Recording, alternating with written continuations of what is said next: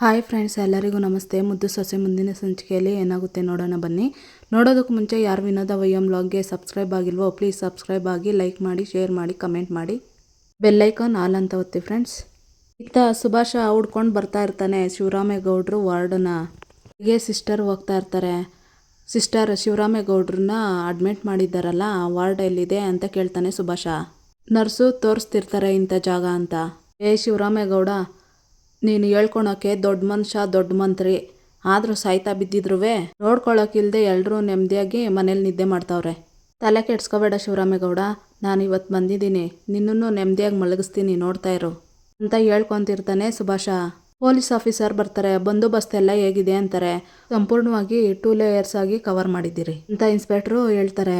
ವಿಸಿಟಲ್ entry ಹೇಗೆ covering ಮಾಡ್ತಾ ಇದ್ದೀರಾ ಅಂತಾರೆ ಮೇಲಧಿಕಾರಿ. ಸರ್, ಎಮರ್ಜೆನ್ಸಿ ಕೇಸ್ ಇದ್ರೆ ಮಾತ್ರ ಅಲೌ ಮಾಡ್ತಾ ಇದ್ದೀವಿ. ಮನೆಯವ್ರನ್ನ ಬಿಟ್ಟು ಬೇರೆಯವ್ರು ಯಾರೇ ಬಂದರೂ ಪ್ರಾಪರಾಗಿ ಚೆಕ್ ಮಾಡಿ ವ್ಯಾಲಿಡ್ ರೀಸನ್ ಇದ್ದರೆ ಮಾತ್ರ ಒಳಗಡೆ ಬಿಡ್ತಾ ಇದ್ದೀರಿ ಅಂತ ಇನ್ಸ್ಪೆಕ್ಟರ್ ಹೇಳ್ತಾರೆ. ಯಾರು ಅನುಮಾನಾಸ್ಪದವಾಗಿ ಓಡಾಡ್ತಾ ಇಲ್ಲ ತಾನೆ ಅಂತ ಮೇಲಧಿಕಾರಿ ಕೇಳ್ತಾರೆ. ಮಿನಿಸ್ಟರ್ ಸುತ್ತಮುತ್ತ ಅವ್ರ ಮನೆಯವ್ರನ್ನ ಬಿಟ್ಟು ಯಾರನ್ನೂ ಅಲೌ ಮಾಡಿಲ್ಲ ಸರ್. ಪ್ರತಿ ಅರ್ಧ ಗಂಟೆಗೆ ಒಂದ್ಸಲ ವಾರ್ಡ್ ಸುತ್ತಮುತ್ತ ನಾನು ವಿಸಿಟ್ ಮಾಡ್ತಾ ಇದ್ದೀನಿ ಅಂತ ಇನ್ಸ್ಪೆಕ್ಟರ್ ಹೇಳ್ತಾರೆ. ಮುಂದೆ ಕೂಡ ಯಾವುದೇ ರೀತಿ ತೊಂದರೆ ಆಗಬಾರ್ದು ಅಂತಾರೆ. ಮತ್ತೆ ನೀವು ಅಲರ್ಟ್ ಆಗಿರಬೇಕು, ಅವ್ರ ಮನೆಯವ್ರನ್ನ ಬಿಟ್ಟು ಯಾರನ್ನೂ ಬಿಡಬಾರ್ದು ಅಂತ ಹೇಳಿ ಮೇಲಧಿಕಾರಿ ಬನ್ನಿ ಹೋಗೋಣ ಅಂತ ಇನ್ಸ್ಪೆಕ್ಟ್ರು ಮತ್ತೆ ಮೇಲಧಿಕಾರಿ ವಾರ್ಡ್ಗೆ ಬರ್ತಾರೆ. ಇತ್ತ ಶಿವರಾಮೇಗೌಡ್ರ ಹತ್ರ ನರ್ಸ್ ಇರ್ತಾಳೆ. ಬಾಗ್ಲ ಹತ್ರ ಬಂದು, ಇದೇ ಅಲ್ವಾ VIP ವಾರ್ಡು, ಶಿವರಾಮೇಗೌಡ ಎಲ್ರಿಗೂ ಉಪಕಾರ ಮಾಡಿದ್ಯಾ, ಇದೊಂದು ಸರಿ ನನಗೋಸ್ಕರ ಪ್ರಾಣ ಬಿಟ್ಬಿಡು, ಯಾಕೆ ಅಂದರೆ ಒಳ್ಳೆಯವರು ಜಾಸ್ತಿ ದಿನ ಬದುಕಿರಬಾರ್ದು ಅಂತ ಹೇಳಿ ಒಳಗಡೆ ಹೋಗ್ತಾನೆ ಸುಭಾಷ. ನರ್ಸಿರೋದು ನೋಡ್ಬಿಟ್ಟು ಅಲ್ಲೇ ನಿಂತ್ಕೊಂಡಿರ್ತಾನೆ. ಅಷ್ಟರಲ್ಲಿ ಈಶ್ವರಿ ಬಂದು ಹೇಳ್ಕೊತಾಳೆ. ಕತ್ತಿ ಇಡ್ಲಾ ಒಳಕ್ಕೆ, ಕತ್ತಿ ಒಳಕ್ಕಿಡು ಅಂತ ಈಶ್ವರಿ ಹೇಳ್ತಿರ್ತಾಳೆ. ಕತ್ತಿ ಒಳಗಡೆ ಹಿಂದೆಗಡೆ ಸಿಗಿಸ್ಕೊತಾನೆ ಸುಭಾಷ. ಅಲ್ಲಿ ಮನೆಯಲ್ಲಿ ಮಲ್ಕೊಳೋದು ಬಿಟ್ಬಿಟ್ಟು ಇಲ್ಲಿಗೆ ಯಾಕೆ ಬಂದೆ ಅಂತ ಸುಭಾಷ ಹೇಳ್ತಾನೆ. ಇರತ್ತವ, ನೀನು ನೆಮ್ಮದಿಯಾಗಿದ್ದಿದ್ರೆ ನಾನು ಹೊಟ್ಟಿಲಿ ನೆಮ್ಮದಿಯಾಗಿರ್ತಿದ್ದೆ.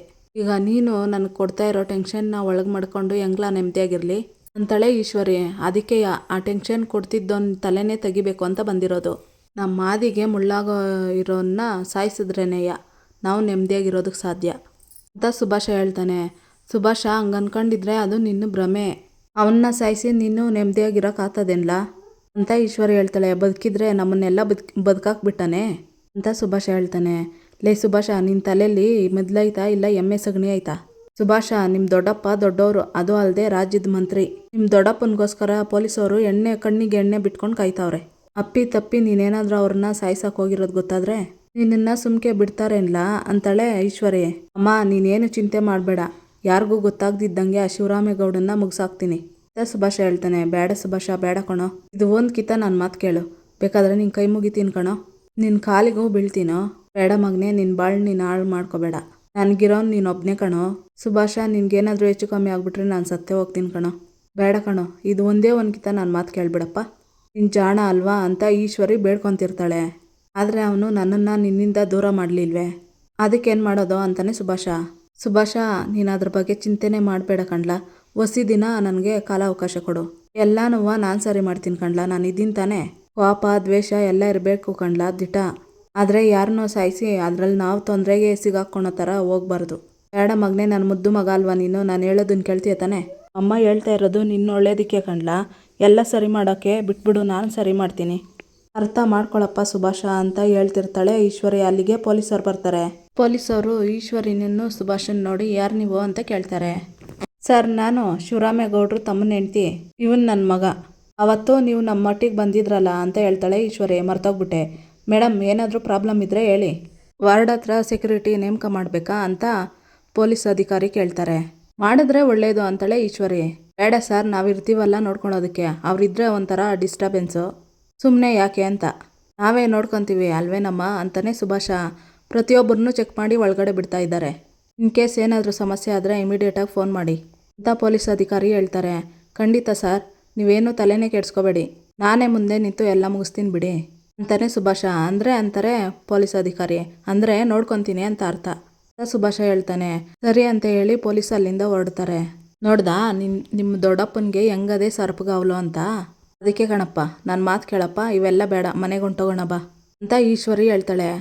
ನೀನು ಹಿಂಗೆ ಯಾಕೆ ಕೇಳ್ತಾ ಇದೀಯಾ ಅಂತ ನನಗೆ ಅರ್ಥ ಆಯ್ತು ಕಣಮ್ಮ, ನೀನೇನಾದರೂ ಇಲ್ಲಿಗೆ ಬರದೇ ಹೋಗಿದ್ದಿದ್ರೆ ದೊಡ್ಡ ಕೆಲಸ ಮಾಡ್ಕೊಂಡ್ಬಿಡ್ತಾ ಇದ್ದೆ. ನೀನೇ ಬಂದು ಎಲ್ಲ ಕಾಪಾಡಿಬಿಟ್ಟೆ ಕಣಮ್ಮ ಅಂತ ಸುಭಾಷ ಹೇಳ್ತಾನೆ. ಈಗಲಾದ್ರೂ ನೀನು ತಪ್ಪು ಮಾಡ್ತಾ ಇದ್ದೀನಿ ಅಂತ ಅರ್ಥ ಮಾಡ್ಕೊಂಡೆ ಕಲ ಮಗನೇ, ನನಗಷ್ಟೇ ಸಾಕು, ಬಂದ್ಬಿಡಪ್ಪ ಮೊದಲು ಇಲ್ಲಿಂದ ಹೊರಟೋಗೋಣ. ಸುಭಾಷ ದ್ವೇಷ ತೀರ್ಸ್ಕೊಳ್ಳೋಕ್ಕೆ ಅವನನ್ನು ಸಾಯಿಸೋದು ಒಂದೇ ದಾರಿ ಅಲ್ಲ, ಅದಕ್ಕೆ ಬೇಕಾದಷ್ಟು ದಾರಿ ಇದೆ ಕಣ್ಲ. ನಾನಿದ್ದೀನಲ್ವಾ, ನಾನು ನೋಡ್ಕೊತೀನಿ. ನಿನ್ನನ್ನು ಆ ಕುರ್ಚಿ ಮೇಲೆ ಕೂರಿಸೋದೇ ನನ್ನ ಗುರಿ ಕಣ್ಲ, ಅದು ನಿನಗೂ ಸಂದಾಗ ಗೊತ್ತು ಅಂತ ಈಶ್ವರಿ ಹೇಳ್ತಾಳೆ. ಸರಿ ಅಮ್ಮ, ನೀನು ಇಷ್ಟು ಧೈರ್ಯ ಕೊಟ್ಟೆ ಅಲ್ವೇ, ನಾನು ದುಡ್ಕಾಕಿಲ್ಲ ಬಿಡು, ನಿನ್ನ ಮ್ಯಾಕೆ ನೀನು ಹೆಂಗೆ ಹೇಳ್ತೀಯೋ ಹಂಗೆ ನಡ್ಕೊತೀನಿ ಅಂತ ಹೇಳ್ತಾನೆ ಸುಭಾಷ. ಇದು ಕಣ್ಲ ನನ್ನ ಮಗ ಅಂದರೆ, ನನ್ನ ಬಂಗಾರ ನೀನು, ನಾನು ಹೇಳೋದನ್ನು ಬೇಗ ಅರ್ಥ ಮಾಡ್ಕೊಂಬಿಟ್ಟೆ. ಅಡಿಯಮ್ಮ ಅಂತೇಳಿ ಬಾತ್ರೂಮ್ ಹತ್ರ ಕರ್ಕೊಬಂದು ನಿಂತ್ಕೊತಾನೆ ಬಾಕ್ಲು ನೋಡಿ.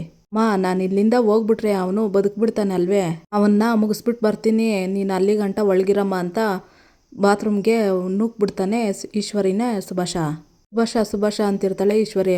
ಸುಭಾಷ ಬೇಡ ಸುಭಾಷ, ಈ ವಿಷಯದಲ್ಲಿ ಆಟ ಆಡಬೇಡ, ಬಾಗಿಲು ತೆಗಿ ಅಂತ ಕೇಳ್ಕೊತಿರ್ತಾಳೆ. ನೀನು ಎಷ್ಟು ಬುದ್ಧಿವಾದ ಹೇಳಿದ್ರು ಆಟಯ್ಯ, ನನ್ನ ನಿರ್ಧಾರ ಮಾತ್ರ ಬದಲಾಗೋಕ್ಕಿಲ್ಲ. ನೀನಲ್ಲ ಇವತ್ತು ಅದ್ಯಾವ್ರು ಬಂದ್ರೂ ಇವತ್ತು ಶಿವರಾಮೇಗೌಡನ್ನ ಕಾಪಾಡೋಕ್ಕಾಗಕ್ಕಿಲ್ಲ ಅಂತ ಹೇಳಿ ಹೊರಟೋಗ್ತಾನೆ ಸುಭಾಷ ಬೇಡ ಸುಭಾಷ ಅಂತಿರ್ತಾಳೆ ಈಶ್ವರಿ. ಸುಭಾಷ ನಾನು ಹೇಳ್ತಾ ಇದ್ದೀನಿ, ನನ್ನ ಮಾತು ಕೇಳು, ಬಾಗಿಲು ತೆಗಿ ಅಂತ ತಟ್ತಿರ್ತಾಳೆ. ಯಾರಾದರೂ ಇದ್ದೀರಾ ಇಲ್ಲಿ, ಒಂದು ಸ್ವಲ್ಪ ಕದ ತೆಗಿರಿ ಅಂತ ತಟ್ತಿರ್ತಾಳೆ ಈಶ್ವರಿ. ಸುಭಾಷ ಅಲ್ಲೇ ಶಿವರಾಮೇಗೌಡ, ಇವತ್ತು ನಮ್ಮಮ್ಮ ಅಲ್ಲ, ನಿಮ್ಮಮ್ಮ ಬಂದ್ರು ನನ್ನ ಕೈನಿಂದ ಉಳಿಸೋದಕ್ಕೆ ಸಾಧ್ಯ ಇಲ್ಲ ನಿನ್ನನ್ನು ಅಂತ ಅನ್ಕೊಂತಿರ್ತಾನೆ. ಈತ ಏನು ಮಾಡಲಿ ಅಂತ ಕೆಲಸ ಮಾಡ್ದ, ಇವನೇ ಅಪಾಯಕ್ಕೆ ಸಿಕ್ಕಾಕೊಂಡ್ಬಿಡ್ತಾನೆ. ಇಲ್ಲ ಸುಭಾಷ ಅಂತ ತಟ್ತಿರ್ತಾಳೆ ಈಶ್ವರಿ. ಶಿವರಾಮೇಗೌಡರು ವಾರ್ಡಲ್ಲಿ ಇದ್ದ ನರ್ಸು ಹೊರಟೋಗ್ತಾರೆ. ನಿನ್ನ ಟೈಮ್ ಹತ್ರ ಬಂದಾಯ್ತು ಶಿವರಾಮೇಗೌಡ, ಒಳಗೆ ಬರ್ತೀನಿ, ನಿನ್ನ ಕತೆ ಮುಗಿಸ್ತೀನಿ ಅಂತ ಸುಭಾಷ ಹೇಳ್ತಿರ್ತಾನೆ. ಯಾರಾದರೂ ಹೊರಗಡೆಯಿಂದ ಕದ ತೆಗಿತೀರಾ ಅಂತ ಕೇಳ್ಕೊತಿರ್ತಾಳೆ ಬಾಗಿಲು ತಟ್ಟಿ ಈಶ್ವರಿ. ಸುಭಾಷ ಒಳಗಡೆ ಬಂದು ಲಾಕ್ ಮಾಡಿಕೊಂಡು, ಇವತ್ತಿಗೆ ನಿನ್ನ ಕತೆ ಮುಗೀತು ಶಿವರಾಮೇಗೌಡ ಅಂತ ಚಾಕ ಎತ್ತಿಡ್ಕೊಂಡು, ನನ್ನನ್ನೇ ಮನೆಯಿಂದ ಆಚೆ ಹಾಕ್ಸ್ತೀಯಾ ಅಂತ ಹೇಳ್ಕೊಂಡು ನಗಾಡ್ತಾ ಇರ್ತಾನೆ ಸುಭಾಷ. ಅಲ್ಲೇನಾದರೂ ಇವನು ಅನಾಹುತ ಮಾಡಿಬಿಟ್ರೆ ಅಂತಾಳೆ ಗಾಬರಿಯಿಂದ ಈಶ್ವರಿ. ಸುಭಾಷ ಚಾಕ ತಗೊಂಡು ಸಾಯಿ ಅಂತ ಚುಚ್ಚುತ್ತಿರ್ತಾನೆ. ಸುಭಾಷ ಗಾಬರಿಯಿಂದ ಬೆಡ್ಶೀಟ್ ತೆಗೆದು ನೋಡ್ತಾನೆ, ಅಲ್ಲೆಲ್ಲ ಬರೀ ತಲೆಮುಟೆಗಳೇ ಇರ್ತವೆ. ಹೇಗೆ ಸಾಧ್ಯ, ನನ್ನ ಕೈಯಲ್ಲಿ ಸಾಯ್ಬೇಕಾಗಿದ್ದು ಶಿವರಾಮೇಗೌಡ ಹೇಗೆ ತಪ್ಪಿಸ್ಕೊಂಡ, ಈ ಜಾಗದಿಂದ ಅವನ್ನ ಬದಲಾಯಿಸಿದವ್ರು ಯಾರು, ಎಲ್ಲಿ ಆ ಶಿವರಾಮೇಗೌಡ ಎಲ್ಲಿ ಅಂತ ಹೇಳ್ಕೊತಿರ್ತಾನೆ ಸುಭಾಷ.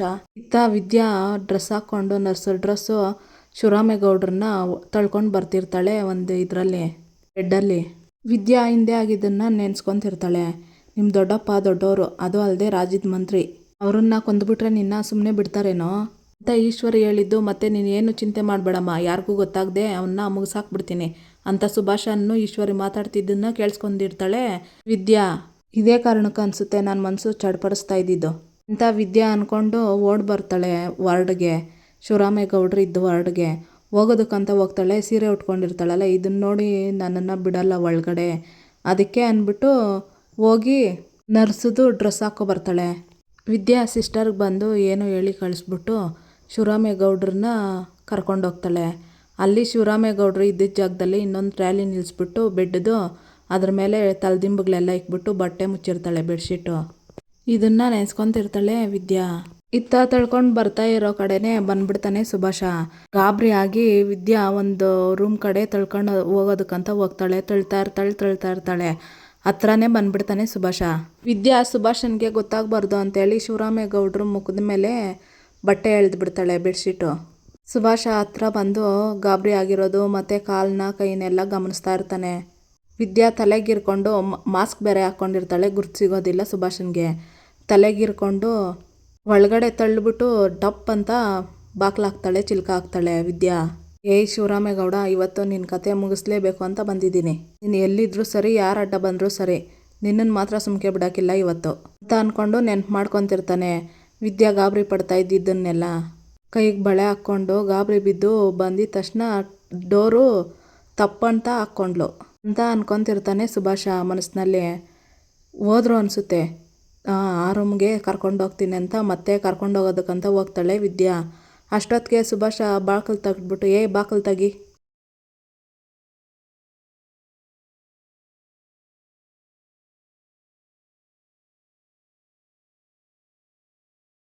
ಯಾರು ನೀನು, ಬಾಗಲ್ ತೆಗಿ, ನಿನಗೆ ಹೇಳ್ತಾ ಇರೋದು ಬಾಗಲ್ ತೆಗಿ, ಯಾರನ್ನ ಕರ್ಕೊಂಡೋಗಿದ್ದು ತೆಗಿ ಬಾಕ್ಲು ಅಂತಿರ್ತಾನೆ ಸುಭಾಷ. ಯಾವುದೇ ಕಾರಣಕ್ಕೂ ತೆಗಿಯೋಕ್ಕಿಲ್ಲ ಅಂತ ವಿದ್ಯೆ ಹೇಳ್ತಾಳೆ. ಇಲ್ಲಿಗೆ ಈ ಸಂಚಿಕೆ ಮುಕ್ತಾಯ ಆಗುತ್ತೆ. ಯಾರು ಇನ್ನೂ ವಿನೋದ ವೈಎಂ ವ್ಲಾಗ್ಗೆ ಸಬ್ಸ್ಕ್ರೈಬ್ ಆಗಿಲ್ವೋ ಪ್ಲೀಸ್ ಸಬ್ಸ್ಕ್ರೈಬ್ ಆಗಿ, ಲೈಕ್ ಮಾಡಿ, ಶೇರ್ ಮಾಡಿ, ಕಮೆಂಟ್ ಮಾಡಿ. ಬೆಲ್ಲೈಕಾನ್ ಆಲ್ ಅಂತ ಒತ್ತಿ ಫ್ರೆಂಡ್ಸ್. ಈ ವಿಡಿಯೋ ನೋಡಿದ್ದಕ್ಕಾಗಿ ಎಲ್ಲರಿಗೂ ಧನ್ಯವಾದಗಳು.